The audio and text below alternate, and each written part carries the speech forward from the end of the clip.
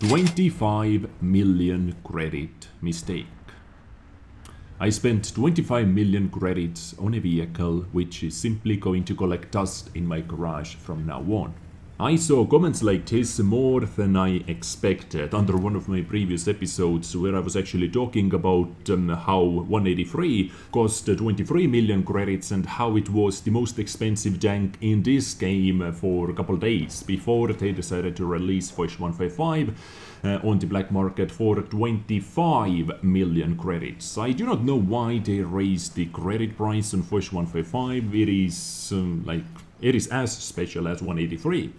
But I saw comments like this more than I expected. Despite all of my warnings, I said at the end of the episode, most of you guys are not going to enjoy this vehicle because it is not the easiest tank to play. It is not the easiest tank to get crazy damage battles. Even though it is not all bad, because it can do some things. For example, it can bounce off from the artillery. M4043's armor is way too good for it.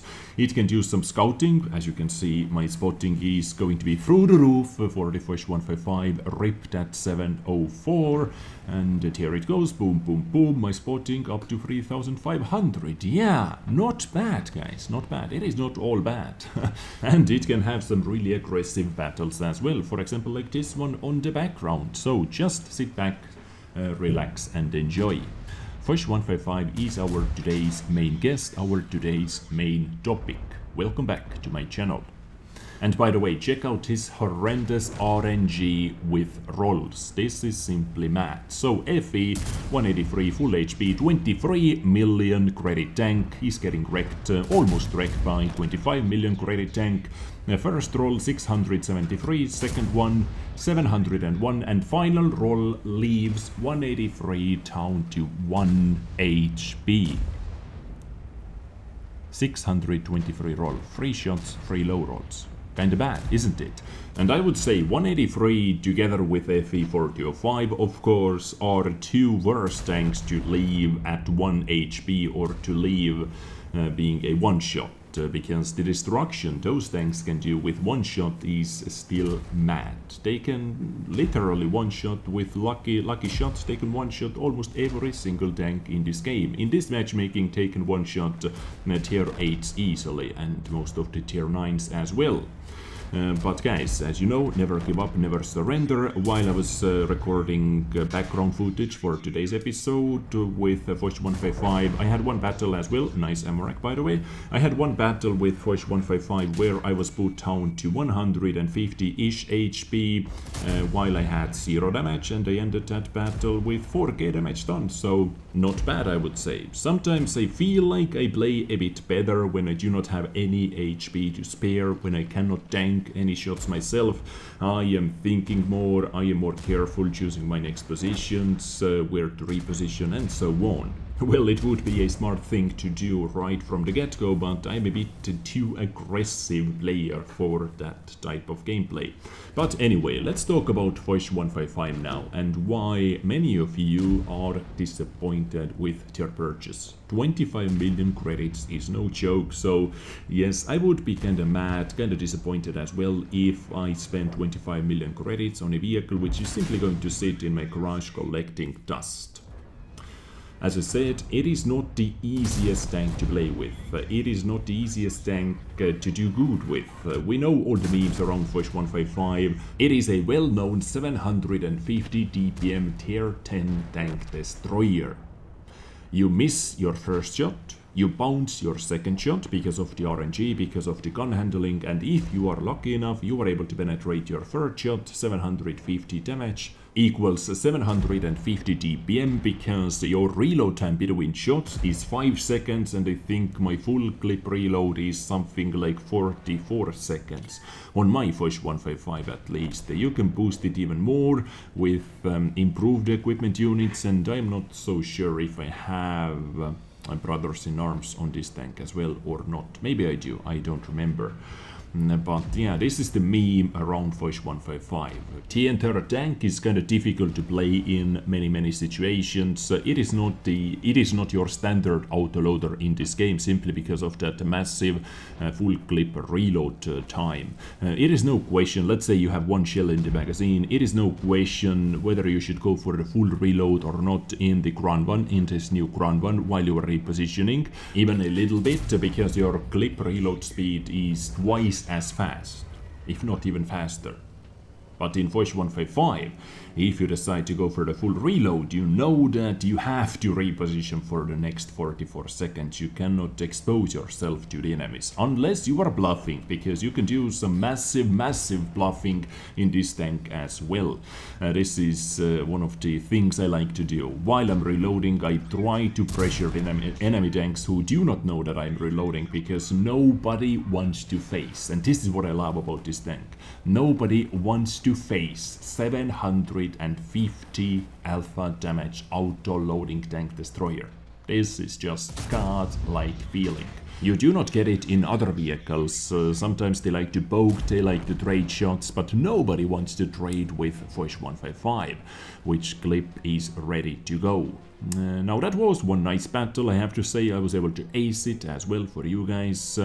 I think high caliber and 6.3k damage done, 5 kills, missing 1 kill from my LDOP gun as well, but not bad for 5 minutes and 11 seconds in action. 12 shots, 12 hits, and only one of those shots didn't penetrate. 58,000 credits is kinda bullshit though for this kind of damage, but maybe I didn't deserve more.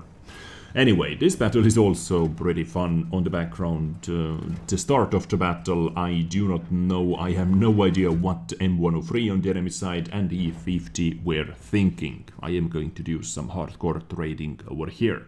But what else about this tank? Why it is not the easiest tank to play with? Well, let's talk about the gun handling, the overall handling of this tank.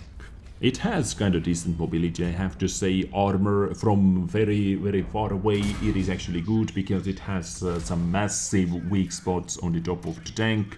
There is one easily penetrable machine gun port on the right side, on the left side. I do not even know what that is, but it is one massive weak spot on Foch 155 that simply screams, please shoot me, I am easy to penetrate. Even tier 8s can easily penetrate it, so no problems whatsoever. The only way how Foch 155 is going to bounce stuff is when people do not know about those weak spots, or when people are firing at you from super far away. So it has some armor, but most of the time it does not work. Mobility, as I said, is pretty good, 17.36 horsepower per ton power to weight ratio, 1000 horsepower engine, not bad, 50 kilometers per hour top speed. This engine gets this tank to its first position quite easily without too many problems, but what happens after that is up to you. So gun handling is not the easiest to use. Why? For the start, it doesn't have too much gun depression, only -6 degrees of gun depression, 18 degrees of gun elevation, and gun traverse range, gun traverse angles, 10 degrees to the left, 10 degrees to the right. You find yourself moving your hull, moving your tank, effing up your aiming circle, you're fully aimed in aiming circle too many times in one battle.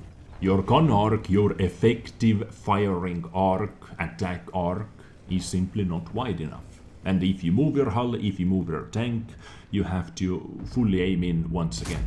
You have to start from the zero, pretty much. And this shot, by the way, was another example why I said nerfing the reverse speed on FE4005 was one of the biggest nerfs they did. With the old reverse speed, this guy would have been able to get away from my shot at least, and maybe RT would not have been able to one-shot splash him after that. But moving on the top of the gun arc problem, your aiming time is not the best, 2.88 seconds. Almost 3-second aiming time. Stock accuracy 0.35. And putting all those things together, gun arc, gun depression, aiming time, accuracy, Yeah, you see why this tank is not the easiest to play with. Of course, you can have some great battles, some really crazy battles, awesome battles. Every single tank has its days. But it doesn't happen so often in Foch 155. And oh yes, of course, shell velocity on the standard AP round 826 meters per second. This is really bad as well for a standard AP round. By the way, what is heat shell velocity? Same, exactly the same.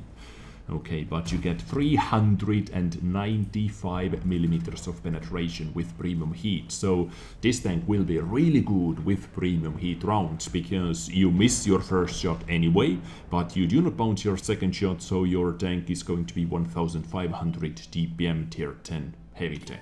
I mean tank destroyer, sorry. SKI, 2 shots needed, 722 damage roll, second shot, boom, I was aiming it into the hull, into the weak spot, but I think I did hit the very edge of the turret actually, so once again RNG effed me up, 1500 DPM clip.